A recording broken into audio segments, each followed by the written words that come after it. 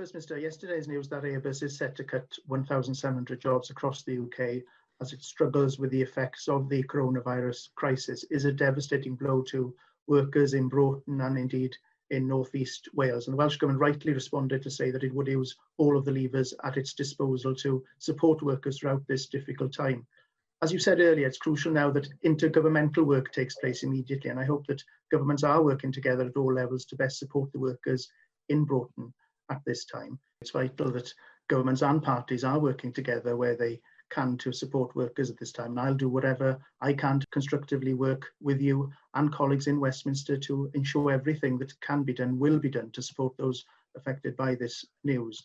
Now, sadly, it's not the only announcement regarding job losses in Wales recently, and given that unemployment in Wales doubled in the month of April, it's critical that support is in place for those who have lost their jobs as a result of the coronavirus pandemic.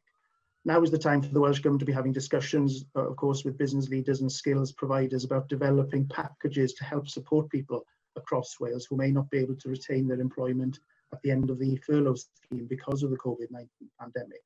As you know, my party have also brought forward proposals to establish a COVID recovery fund for those areas most affected economically, and I hope you'll constructively look at our proposals, which could make a real difference to people affected by the closures and the job losses at Davies and indeed Laura Ashley.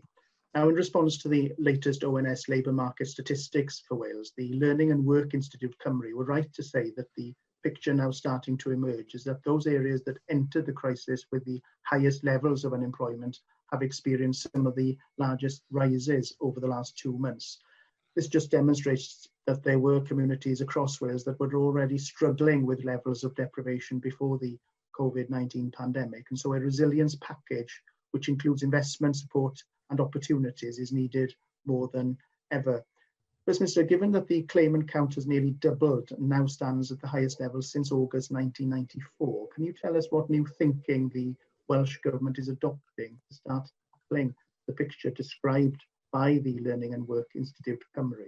And what is the Welsh Government doing to help build resilience in communities across Wales, particularly those already struggling before the COVID-19 pandemic?